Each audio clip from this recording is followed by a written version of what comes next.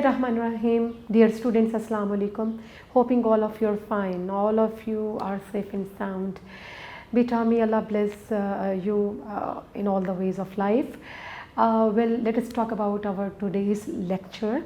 And today's lecture is again on grammar. And we are just practicing our tenses. We did it in our previous lecture and the same is going to be continued even today. आज के lecture में भी बेटे आपके जो tenses है उसकी सिलसिले को जारी रखेंगे और तकरीबन 2 से 3 लेक्चर जो भी इसमें आते हैं मज़ीद उसमें इन चीज़ों को साथ साथ लेके चलेंगे। मैं आपको टेंस भी करवाऊंगी मज़ीद आगे और इसके साथ थोड़ा सा कुछ और ग्रामर का काम भी इसमें ऐड कर लेंगे। ठीक है बेटे, तो आज देखते हैं बेटे, आपने प्रेजेंट इंडेफिनिट जो है टेंस के हवाले से बड़ी तफसीली बात हुई थी और सेंटेंस स्ट्रक्चर के हवाले से बड़ी तफसीली बात हुई थी और आपसे ये भी बात हुई थी कि आप एक अच्छा पैराग्राफ जो है वो किस तरह से ट्रांसलेट कर सकते हो, उर्दू से किस तरह से कन्वर्ट कर सकते हो बेहतरीन इंग्लिश में और इसके लिए क्या क्या चीज़ें रिक्वायर्ड होंगी आपके लिए। आपकी वोकैबुलरी ग्रिप होना चाहिए, आपका सेंटेंस स्ट्रक्चर जो है उस पर आपकी ग्रिप होना चाहिए, फिर आप जो सर्टन रूल्स हैं ग्रामर के उनसे भी फेमिलियरिटी आपकी होना चाहिए। You should be well acquainted with all the rules of grammar. अब इसमें टेंसेस मैंने थोड़े से इसलिए रिवाइज़ कर दिए थे कि बच्चे जो हैं वो थोड़ा सा मैंने देखा है जब मैं ट्रांसलेशन वर्क करवाती हूँ तो थोड़ा सा फीडबैक जो होता है that is all about translation और टेंसेस का फीडबैक ये हो टेंसेस को एक दफ़ा से रिवाइज़ करवाने से ये होता है कि आपके जहन में चीज़ें जो हैं वो दोबारा से आ जाती हैं और आप बेहतर तरीके से ट्रांसलेशन करने के काबिल हो जाओगे। जी बेटे, अब देखते हैं कि आज कौन सा टेंस जो है हमें करना है। आपने प्रेजेंट इंडेफिनिट टेंस किया विद एक्टिव पैसिव, इसी तरह से आपने किया प्रेजेंट कॉन्टिन्यूअस टेंस किया विद एक्टिव पैसिव किया। ठीक है, एक्टिव और पैसिव मैं साइमल्टेनियसली साइड बाय साइड आपको करवा रही हूँ ताकि आपको ये याद रह जाए कि उर्दू में इसकी फॉर्मेशन क्या है, इंग्लिश में इसका स्ट्रक्चर क्या है। ठीक है जी, तो आज देखते हैं नेक्स्ट टेंस और नेक्स्ट टेंस आपका होगा present perfect tense. Present perfect tense जो है पहले हम इसका एक्टिव वॉइस करते हैं फिर इसका पैसिव वॉइस करेंगे। एक्टिव वॉइस में हम लिखते हैं कि it shows an action that has been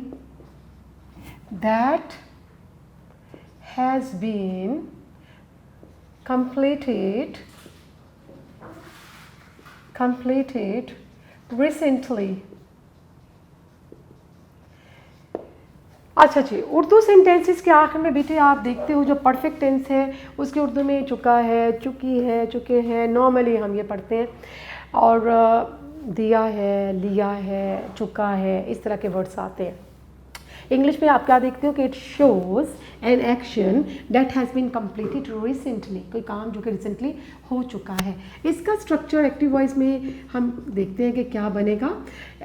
sentence basic sentence structure होगा subject plus verb plus object.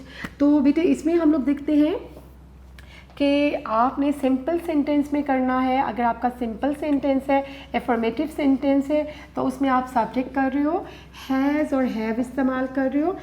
Has जो है वो सिंगुलर के साथ और हैव जो है वो प्लूरल नाउन के साथ जो है वो इस्तेमाल किया जाएगा। ठीक है जी, इसके साथ आपके पास third form of the verb है, थर्ड फॉर्म ऑफ वर्ब। ठीक है जी, इसके बाद आपके पास ऑब्जेक्ट आ जाता है और फुल स्टॉप आ जाता है।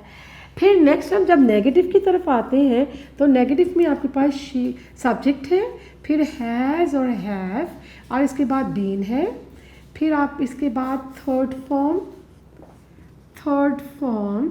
ऑफ वर्ब है, फिर ऑब्जेक्ट आ जाएगा। ठीक है जी, सिर्फ हैज़ और हैव के दरमियान में सॉरी ये नेगेटिव में नॉट आ जाएगा, सॉरी यहाँ पर आपने नॉट लिखना है जी।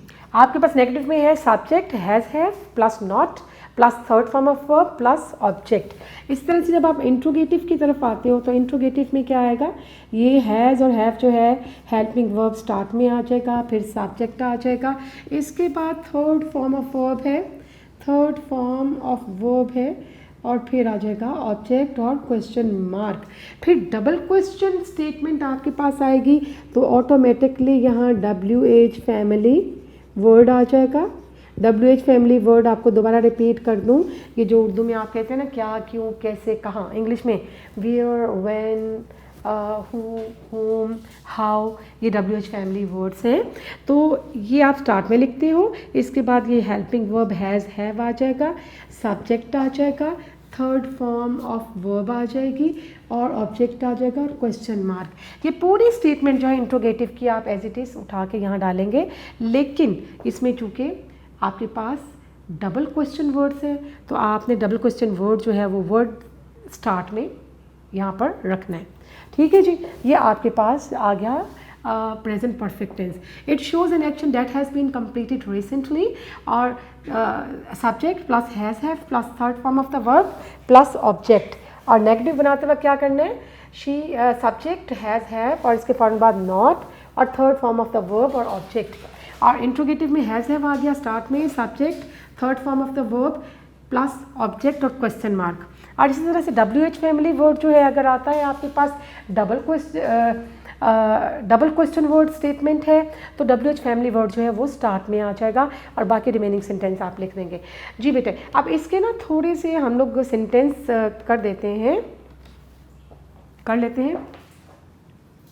माली पौधों को पानी दे चुका है।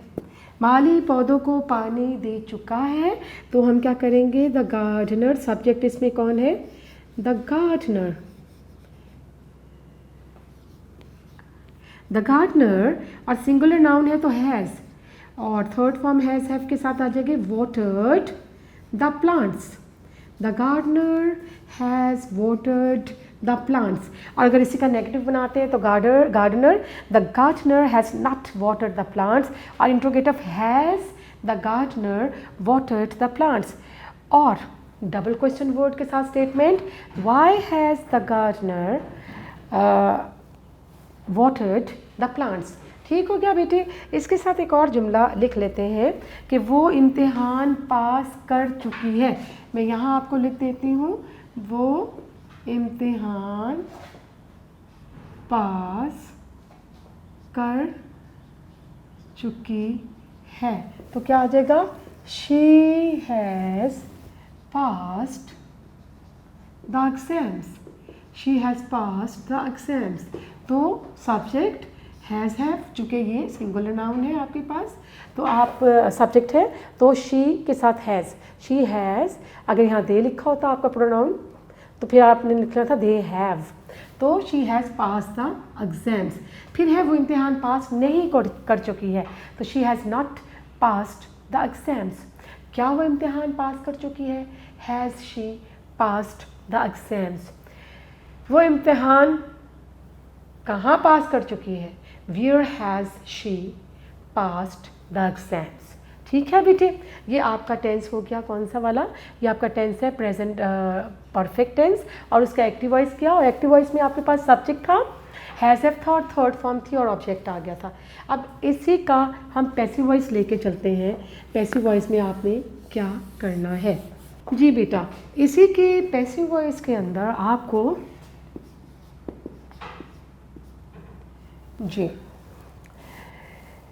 इसके पैसिव वॉइस में बेटे आपने, चूँकि उसमें सब्जेक्ट मिसिंग होता है, पैसिव वॉइस में ऑब्जेक्ट से आप स्टार्ट करते हो, ऑब्जेक्ट से सेंटेंस, ऑब्जेक्ट आ जाएगा, ऑब्जेक्ट के बाद हेल्पिंग वर्ब है हैज़, हैव और एक और हेल्पिंग वर्ब का एक और हिस्सा बीन है, हैज़ बीन, हैव बीन और इसके साथ थर्ड फॉर्म है, थर्ड फॉर्म के साथ अब बाय और यहाँ सब्जेक्ट आ जाएगा और ये सब्जेक्ट का ऑब्जेक्टिव केस होता है हमेशा यहाँ पर, ऑब्जेक्टिव केस। ठीक है जी। अगर इसमें सब्जेक्ट मौजूद नहीं है जुमले में, ऑब्जेक्ट से तो वो शुरू हुआ है लेकिन अगर सब्जेक्ट मौजूद नहीं है उसमें तो आपने क्या करना है बेटी, आपने object has, have been, third form और रिमेनिंग सेंटेंस। इसी का जब नेगेटिव करेंगे तो object plus has, have, not plus been, यानी हैव बीन और हैज़ बीन के दरमियान में नॉट आ जाएगा और प्लस थर्ड फॉर्म प्लस इसी तरह से बाय और एस का ऑब्जेक्टिव केस। और अगर इसमें सब्जेक्ट बिल्कुल नहीं है सेंटेंस में तो आपने क्या करना है, रिमेनिंग, थर्ड फॉर्म के बाद रिमेनिंग सेंटेंस है। जब आप इसका इंट्रोगेटिव करते हो तो हैज़ और हैव, ये हेल्पिंग वर्ब पहले आएगा, ऑब्जेक्ट है, फिर बीन आएगा। हैज़ बीन, हैव बीन इकट्ठा आप जुमले के स्टार्ट में इंट्रोगेटिव में नहीं लिखते, बल्कि दो हेल्पिंग वर्ब हैं, तो हैज़ या हैव स्टार्ट में ऑब्जेक्ट है, बीन है, और फिर इसके बाद थर्ड फॉर्म, और इसी तरह से जैसे मैंने आपको पहले करवाया बाय और सब्जेक्ट का भी ऑब्जेक्टिव केस आ जाएगा। ठीक है, अगर सब्जेक्ट मौजूद है। सब्जेक्ट मौजूद नहीं है तो फिर has, have, object, been, third form, remaining sentence. अच्छा बेटे, अब इसी में डबल क्वेश्चन वर्ड के साथ भी स्टेटमेंट आ सकती है। डबल क्वेश्चन वर्ड के साथ स्टेटमेंट कैसे आएगी? हैज़, हैव जो है, इससे पहले आप WH फैमिली वर्ड जो है, WH फैमिली वर्ड जो है, वेयर, वाई, हु, हुम, व्हेन और हाउ, ये आप स्टार्ट में लगाएंगे और इसके फ़ौरन बाद ये सारा सेंटेंस इंट्रोगेटिव वाला एज इट इज़ आपको ऐसे ही सॉल्व करना है। ठीक है जी, ये आपका simple sentence, negative sentence, interrogative sentence और double question DQ, double question statement के साथ सेंटेंस है। ठीक है जी, ये आपका प्रेजेंट परफेक्ट का पैसिव वॉइस। और एक्टिव वॉइस में बीन नहीं था, उसमें क्या था, सब्जेक्ट था, हैज़, हैव था, थर्ड फॉर्म थी। ठीक है जी, और एंड में ऑब्जेक्ट था। और इसमें चूँकि सब्जेक्ट मिसिंग होता है और आपकी पैसिव वॉइस में ऑब्जेक्ट है, हैज़, हैव है, बीन है, थर्ड फॉर्म है, और फिर अगर तो सब्जेक्ट है तो बाय, और यहाँ पर सब्जेक्ट कन्वर्ट होगा ऑब्जेक्टिव केस में। बेटे ये हो गया क्लियर। अब इसकी थोड़ी सी जो है ना हम लोग प्रैक्टिस कर लेते हैं सेंटेंसेस की। जी, आपके पास जुमला आता है, चोरों को गिरफ्तार नहीं किया गया है। चोरों को गिरफ्तार नहीं किया गया है। The thieves have not been arrested. और यहाँ पर आपका सब्जेक्ट मिसिंग है कि किसने चोरों को गिरफ्तार नहीं किया, उसका जिक्र नहीं है, तो ये आपका पैसिव वॉइस है। चोरों को गिरफ्तार नहीं किया गया है, the thieves have not been arrested. आप लिख सकते हो नाश्ता तैयार हो गया है। नाश्ता तैयार हो गया है। The breakfast has been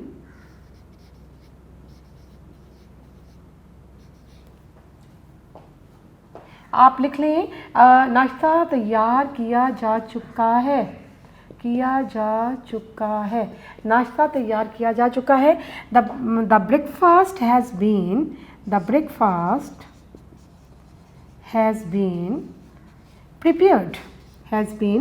prepared.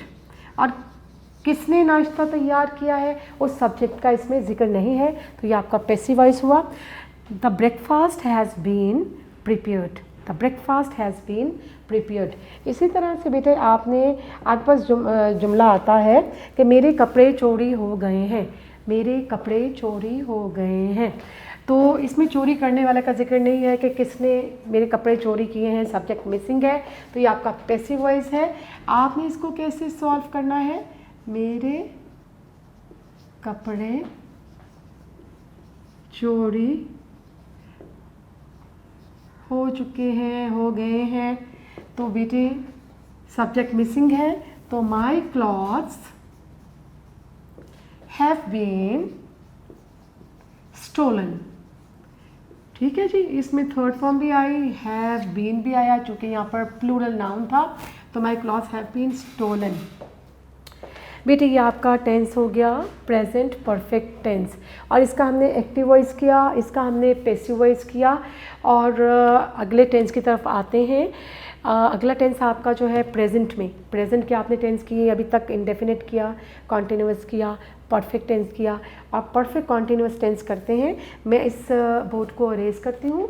तो प्यारे बच्चों, इसको आप देखिएगा, ये सब चीज़ें आप पढ़ चुकी हो, बहुत अर्ली स्टेजेस से आपको ये करवाई जाती रही हैं, लेकिन चूँकि बाज़ दफ़ा जब चीज़ें प्रैक्टिस में नहीं रहती तो वो चीज़ें जो है जहन से महव हो जाती हैं और याददाश्त में नहीं रहती हैं। इसलिए अगर उनको दोबारा से आप लोग प्रैक्टिस कर लेते हो तो फिर आप बेहतर तरीके से उन चीज़ों को सॉल्व कर सकते हो। जी बेटे, अब आपका टेंस आ गया present perfect continuous.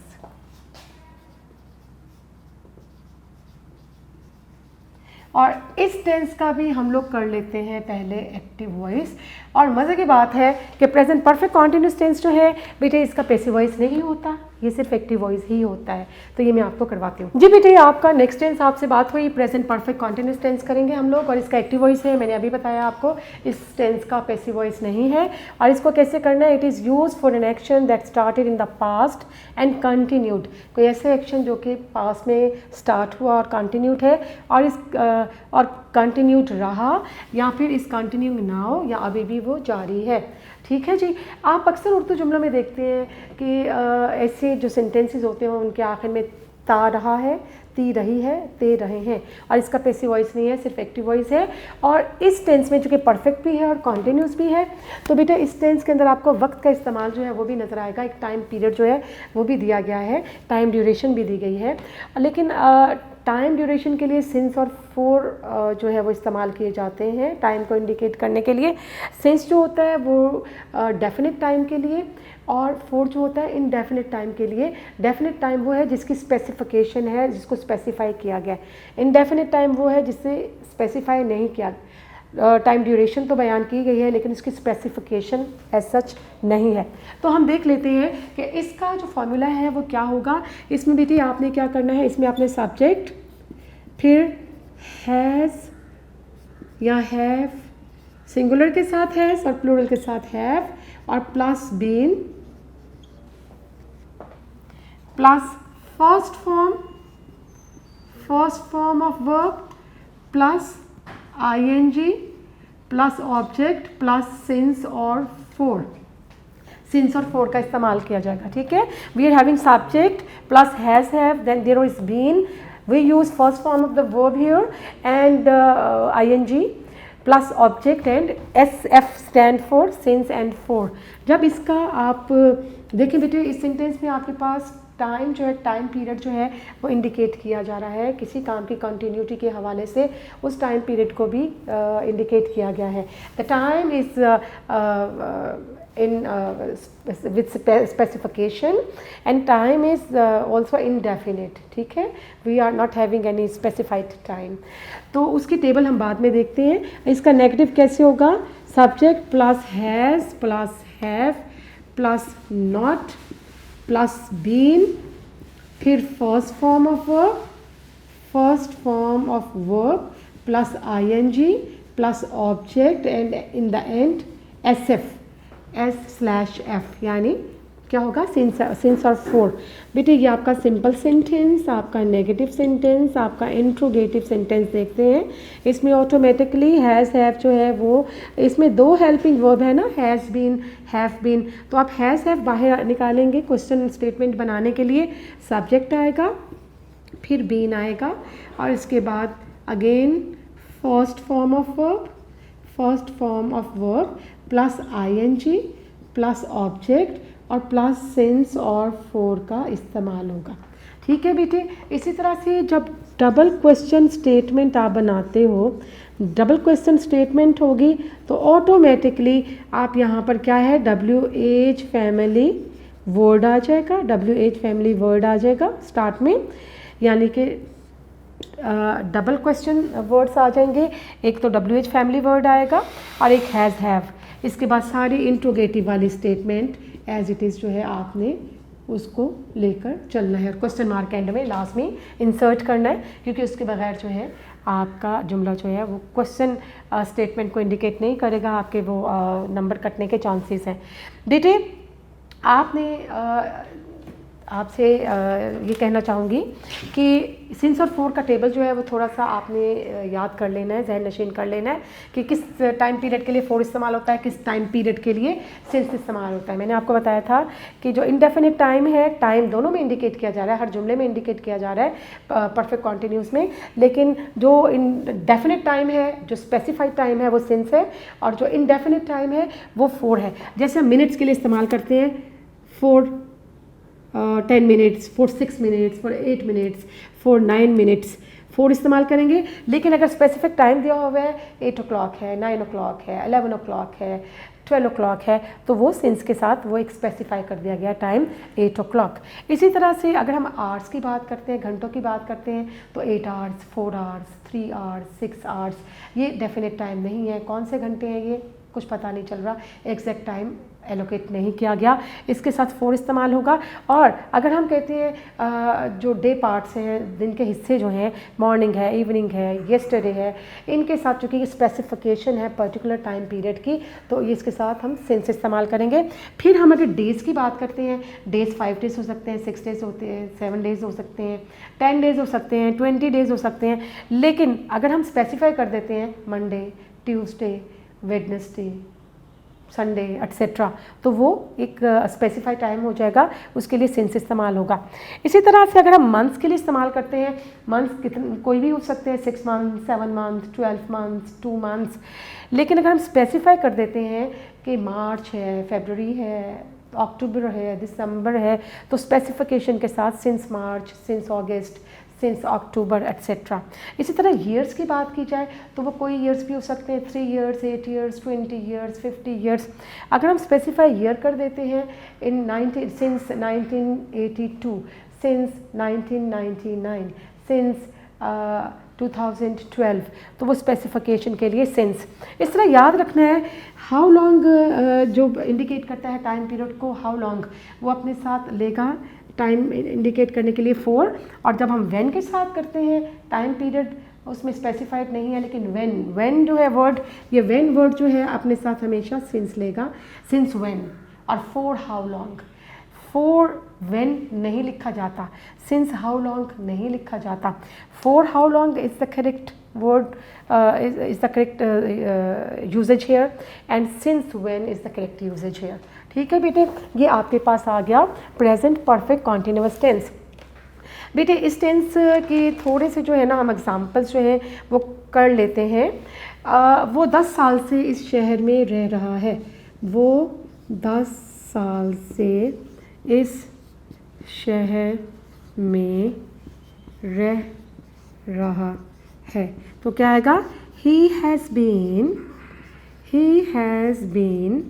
living in this city for 10 years। 10 years time period तो इसमें इंडिकेटेड है, लेकिन 10 years कौन से हैं, कब से कब तक के हैं। अगर हमें बताया जाता कि वो 1972 से इस शहर में रह रहा है, तो फिर हमने सिंस लिखना था कि he has been living in this city since 1992, 72, 85 etcetera. ठीक है जी, समझ में आ गया। फिर आपके पास एक और जुमला आता है कि वो 4 साल से बैरून मुल्क तिजारत कर रहा है। जुमला है आपके पास, वो 4 साल से बैरून मुल्क तिजारत कर रहा है, तो हम इंग्लिश क्या लिखेंगे, ही हैज़ बीन आ गया और ट्रेडिंग फर्स्ट फॉर्म और ING। He has been trading abroad 4 साल से indefinite time। हमें ईयर नहीं बताया गया कि किस साल से किस साल तक वो तिजारत करता रहा है, तो आप ट्रांसलेट करेंगे he has been trading abroad for 4 years, for 4 years। ठीक है प्यारे बच्चों, ये आपका टेंस जो है वो कंप्लीट हुआ। यहाँ पर कौन सा टेंस हुआ, प्रेजेंट परफेक्ट कॉन्टिन्यूस टेंस। बेटे आपका एक पोर्शन जो है, मैंने आपको ये स्पेसिफाई किया था कि टेंस जो है वो 3 टाइप्स टेंस है, प्रेजेंट है, पास्ट है, फ्यूचर है, और फर्दर उनके जो सब टेंसेस थे उनका जिक्र किया। तो हमने प्रेजेंट के सारे टेंस कर लिए। प्रेजेंट इंडेफिनिट किया एक्टिव पैसिव के साथ, प्रेजेंट कंटिन्यूअस किया एक्टिव पैसिव के साथ, प्रेजेंट परफेक्ट किया एक्टिव पैसिव के साथ, और इसके बाद हमने प्रेजेंट परफेक्ट कंटिन्यूस किया जिसका पैसिव वॉइस नहीं होता है। इसको अच्छी तरह से बेटे जहन नशीन कीजिएगा। मेरी कोशिश यही होगी कि आइंदा ये जो आपके साथ लेक्चर शेयर होगा इसमें हम लोग ये ट्रांसलेशन एक्सरसाइजेस करें, ये ट्रांसलेशन टेंसेस करें हम, और टेंसेस के अलावा जो है दरमियान में थोड़े थोड़े इडियम्स के लिए अगर टाइम मिला तो वो भी करते जाएंगे। ठीक है, ये करने के बाद फिर हम टेक्स्ट पढ़ेंगे। अब दोबारा टेक्स्ट की तरफ आएंगे। तो बेटा मैं इसको अरेज कर रही हूँ और मैं थोड़े से इडियम्स जो है वो आपके साथ आपको करवाना चाहूँगी, आपके साथ शेयर करना चाहूँगी इडियम्स जो है, ताकि वो भी हमारे साथ साथ ख़त्म हो जाएं। और अभी ट्रांसलेशन मज़ीद और नहीं करवाऊँगी इसलिए कि ताकि बहुत सी चीज़ें आपके जहन में मिक्स ना हो जाएं। हम लोग इंशाल्लाह अगले जो हमारे लेक्चर्स होंगे, आने वाले लेक्चर्स में हम पास्ट टेंस करेंगे कंप्लीट अपने सब टेंसेस के साथ, इस तरह से फ्यूचर टेंस करेंगे अपने सब टेंसेस के साथ कंप्लीट करेंगे अगले लेक्चर्स में। अभी आपने करना है बेटे अपने देखते हैं कि इडियम्स की तरफ चलते हैं। बेटा इडियम्स जो है हम अल्फ़ाबेटिक ऑर्डर में हैं आपके नोट्स के अंदर, और हम उसे बड़े बाखूबी अल्फ़ाबेटिकली उसको हम प्रैक्टिस कर रहे हैं। आपने अभी तक इडियम्स कौन से किए हैं? आपने ए लेटर से स्टार्ट होने वाले इडियम्स कर लिए हैं, आपने बी लेटर से स्टार्ट होने वाले इडियम्स जो हैं वो आप अभी कर रहे हैं, और ये इडियम्स आपने किए हैं 22 तक, यानी बी लेटर से स्टार्ट होने वाले इडियम आपने किए हैं 22 तक। आज 23 नंबर 23 से मैं आपको इडियम करवाऊँगी, और इडियम करवाने का तरीका क्या है कि मैं आपको नोट्स के अंदर जो इडियम मौजूद हैं, मोस्ट इंपॉर्टेंट इडियम जो सारे के सारे हैं ये, और इनको भी पढ़ा जाता है, इनका मीनिंग देखा जाता है, और मज़ीद मैं आपको भी सेंटेंस आपके साथ शेयर करती हूँ। आपने लास्ट जो लेक्चर इडियम के हवाले से जो लेक्चर हुआ है उसमें आपने तकरीबन 22 तक बी लेटर से 22 तक इडियम्स कर लिए हैं। 23rd करेंगे, और लेटर है आपका कौन सा वाला होगा? B, letter B. और 23rd नंबर पे देखते हैं कि क्या है। 23rd पे आपके पास इडियम बेटे आ रहा है to beat a retreat, to beat a retreat. To beat a retreat का मतलब होता है टू विथड्रॉ क्विकली, तेज़ी से दस्तबरदार हो जाना, पीछे हट जाना। तो इसका जुमला जो है मैं देखती हूँ कि हमारे पास नोट्स में क्या मौजूद है जी। The Indian armies had to beat a retreat before the Pakistanis. Indian armies had to beat a retreat before the Pakistanis. Indian armies को पाकिस्तानी आर्मी के सामने शिकस्त से दुचार होना पड़ा, दस्तबरदार होना पड़ा, पीछे हटना पड़ा। मैं लिख सकती हूँ यहाँ एक और जुमला कि the enemy had to beat a retreat before the valiant attack of our forces। ठीक हो गया बेटे। 24 पे मैं टेंस इसलिए रोक दिया है ताकि चीज़ें आपकी मिक्स ना हो, ठीक है, मोनोटोनस ना हो और बोरिंग ना हो, तो इसलिए अब थोड़े से इडियम्स जो है इस लेक्चर में शामिल कर लिए गए हैं। नेक्स्ट लेक्चर्स में इंशाल्लाह फिर हम टेंसेस को कंटिन्यू रखेंगे। जी बेटा नंबर 24 पे देखते हैं। The enemy had to beat a retreat before the valiant होता है brave, attack of our forces, कि हमारी फोर्सेस, हमारी आर्मी के जो ब्रेव अटैक थे उनके सामने जो एनिमी है उसको सरेंडर करना पड़ा, शिकस्त से दो चार होना पड़ा। 24 पे देखते हैं to bide one's time, to bide one's time. What does it mean? To bide one's time, इसका मतलब ये होगा to wait for appropriate time, appropriate time और a chance, किसी मुनासिब मौके का इंतज़ार करना, साजगार मौके का, मुनासिब मुमकिन मौके का इंतज़ार करना। To bide one's time, to wait for appropriate time और to wait for a proper chance. तो हम लोग देखते हैं कि ये है 24 और इसका जुमला आपके पास मौजूद है कि he will certainly take revenge, he is simply bidding his time, कि he will definitely or he will certainly take revenge, he is just bidding his time, कि वो ज़रूर बदला लेगा, इंतकाम लेगा, वो क्या है, वक्त का मुंतज़िर है, इंतज़ार कर रहा है।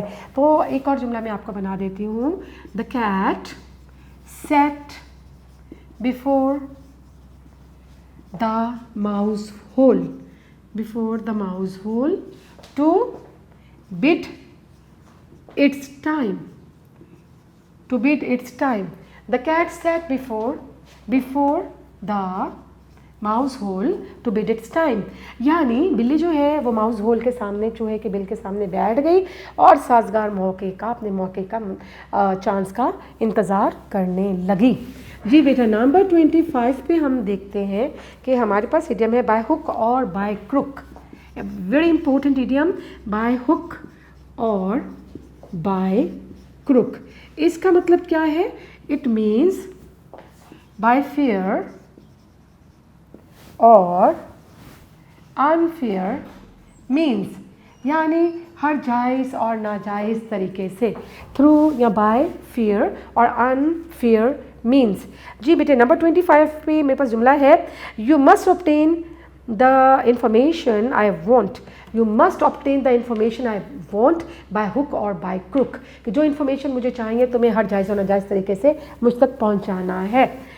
मैं आपको एक जुमला और बना देती हूँ, he wants to get money, he wants to get money by hook or by crook, by hook or by crook। Number 26 पे आपके पास नेक्स्ट सेंटेंस आ जाता है जी, टू बिड वंस। नंबर 26 पे बैकस्टेयर्स इन्फ्लुएंस, बैकस्टेयर्स इन्फ्लुएंस। बैकस्टेयर्स इन्फ्लुएंस क्या होता है बेटा? It means a hidden pressure, a secret और हिडन प्रेशर, अ सीक्रेट और हिडन इन्फ्लुएंस भी हो सकता है और प्रेशर भी हो सकता है, प्रेशर। ठीक है जी, अ सीक्रेट और हिडन इन्फ्लुएंस और प्रेशर। तो इसका हम सेंटेंस देखते हैं, इसमें क्या लिखा हुआ है कि he owes his appointment to backstairs influence and not on merit.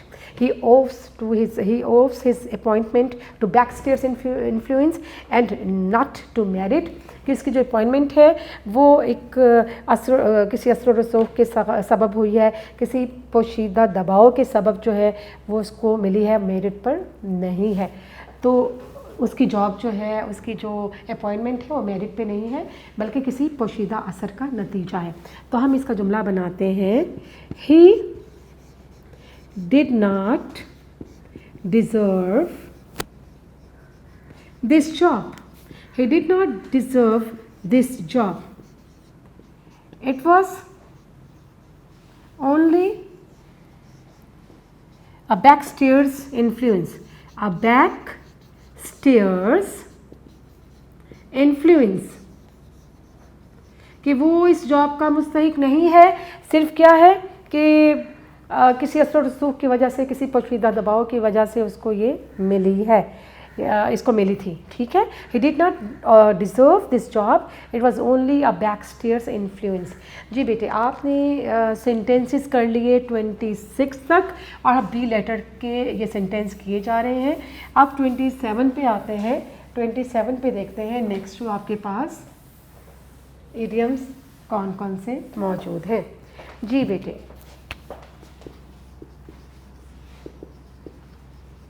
idioms and idiomatic phrases। जी बेटे, 26 तक आपने कर लिए। 27 नंबर पे देखते हैं क्या लिखा है। It is a besetting sin. 27 a besetting sin. Besetting sin कौन सा होता है? अ प्रोवोकिंग सिन, यानी आपको बुराई की तरफ माइल करने वाला कोई गुनाह। ठीक है, अ प्रोवोकिंग अ प्रोवोकिंग सिन। तो हम लोग इसका जुमला देखते हैं कि इसके अंदर जुमला आपके नोट्स में क्या बना हुआ है। It is gambling is his besetting sin. Gambling is his besetting sin. It has ruined him and his family. इसने उसे और उसकी फैमिली को तबाह कर दिया है। तो मैं आपको एक जुमला लिख के देती हूँ। Corruption is his besetting sin and it has destroyed him completely। ठीक है जी। Corruption is his besetting sin and it has destroyed him completely। Corruption जो है वो बुराई की तरफ जानिब उकसाने वाला उसका एक ऐसा सिन है जिसने उसे मुकम्मल तौर पर, ऐसा गुनाह है जिसने उसे मुकम्मल तौर पर तबाह कर दिया है। तो आपने बेटे इडियम्स कर लिए हैं कहाँ तक? 27 तक हो गए हैं। 28 नंबर पे आ जाते हैं। अ ब्लैक शीप, इम्पोर्टेंट इडियम, अ ब्लैक शीप। ब्लैक शीप क्या होगा? अ black sheep mean a disreputed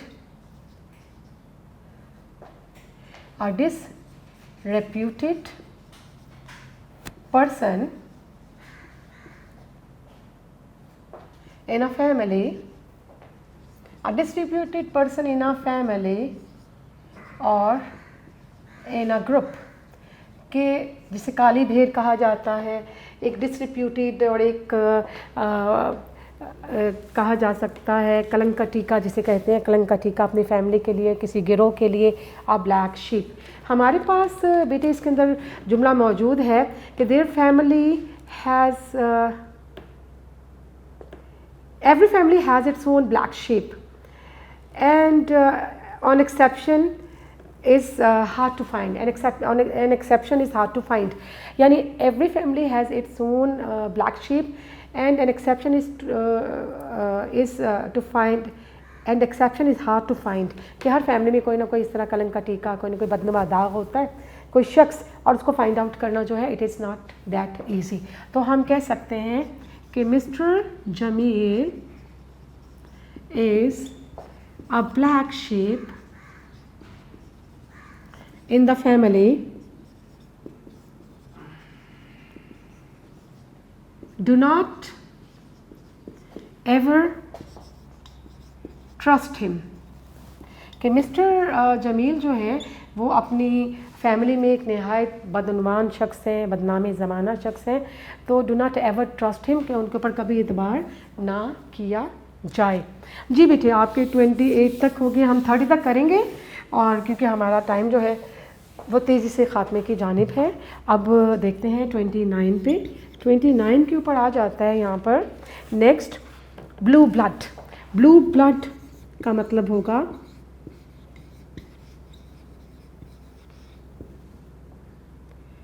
a person of a noble birth. Noble birth क्या मतलब? एक अच्छे ख़ानदान से ताल्लुक़ रखने वाला शख्स, ब्लू ब्लड, नजीबुल तरफ़ैन कहा जाता है जिसे। हमारे पास जुमला है Quaid Mohammad Ali Jinnah had blue blood in his veins. Quaid Mohammad Ali Jinnah had blue blood in his veins, के कायद मोहम्मद अली जिन्ना एक बड़े अच्छे ख़ानदान से ताल्लुक़ रखते थे। तो यहाँ पर मैं जुमला आपको बना के देती हूँ कि Amina has blue blood in her veins and she will never let you down। कि आमिना बहुत अच्छे ख़ानदान से ताल्लुक़ रखती है, कभी भी आपको लेट डाउन नहीं करेगी, कभी भी आपको नीचा नहीं दिखाएगी, कार से नहीं देखेगी। Number 30 a blue stocking. Blue stocking. Blue stocking क्या होता है? A blue stocking means scholarly and highly knowledgeable women and highly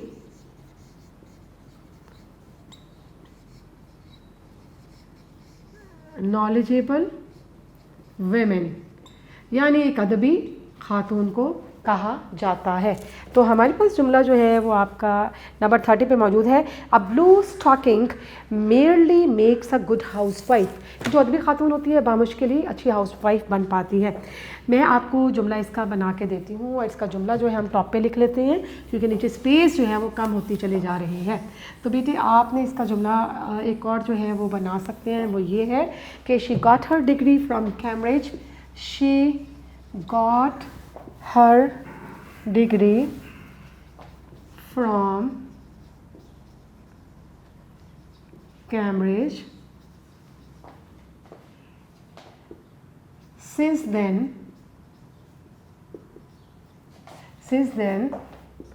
we call her a blue stocking. अदबी खातून कि she got her degree from Cambridge, since then we call her a blue stocking. चूँकि उसने Cambridge से अपनी degree हासिल की है तो उसके बाद से हम उसे एक अदबी खातून के नाम से जानते हैं। जी बेटा आपने 30 जो है वो इडियम्स कर लिए हैं, बी लेटर के साथ यहाँ पर लिखा हुआ है। और नेक्स्ट जो आपकी असाइनमेंट होगी उसमें हम डेफिनेटली ट्रांसलेशन को ही कैरी ऑन करेंगे। ट्रांसलेशन जो टेंसेस हैं, टेंसेस आप तक मज़ीद जो है वो सिखाए जाएंगे, आप तक पहुँचाए जाएंगे। जी बेटा that is the end of today's lecture, but before we end it, something I would like to share with you people, and a short message of the day. And the message is that you all know that coronavirus or the pandemic which is faced by the world these days is really such a threatening situation for the whole mankind. You know that it is not a joke, it is killing us. Even the doctors and paramedical staff is affected by this disease. So what we need is to take some precautionary measures and to be very much careful, and the thing which is required, we should keep distances between us, we should keep distance, and we should wear mask. Similarly we should use sanitizers, and we should follow the SOPs or the measures which are really essentials to keep this disease or to avoid it or to keep it away from us. And the main thing is to stay home and not to go outside home unnecessarily, and stay home, stay blessed. जी बेटे stay home stay safe, ये message है आज का। इसके साथ ही आज का lecture ख़त्म करते हैं। Thank you very much. अल्लाह हाफिज़।